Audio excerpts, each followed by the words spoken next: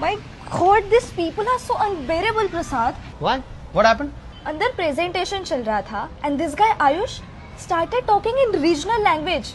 कुठली भाषा? This मराठी. मग चुकीचं काय त्याच्यात? See, I know आपण महाराष्ट्रात राहतो, पण talking in Marathi in front of clients is so unprofessional. It's so गावठी. गावठी. हे बघ तन्वी, कदाचित तू चुकीचा महाराष्ट्र बघितलाय.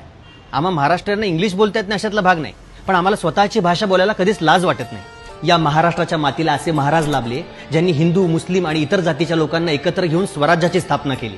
आणि त्यांचा मुलगा छत्रपती संभाजी महाराज, त्यांना 13 भाषा येत होत्या, तरी कुठल्या भाषेचा अपमान नाही केला. अरे बाहेरच्या देशांमध्ये म्युझिकल सिनेमा आत्ता बनतोय, पण आमच्याकडे संगीत नाटकं पूर्वीपासून बनत आली आहेत आणि आजही प्रेक्षक त्याला डोक्यावर घेतात. अरे ह्या जगात स्टँडअप कॉमेडियन्स किती पण असू देत, पण आमच्याकडे सगळ्यांचा बाप होऊन गेलाय, ते म्हणजे पु ल देशपांडे.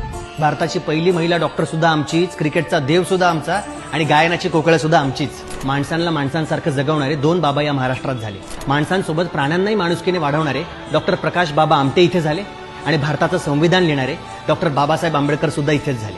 अरे एलेला सिम्फनीमध्ये गाणं रेकॉर्ड करायला पोहोचले आमचे अजय अतुल. तरी काही लोकांना आम्ही महाराष्ट्रच गावठीच वाटतो.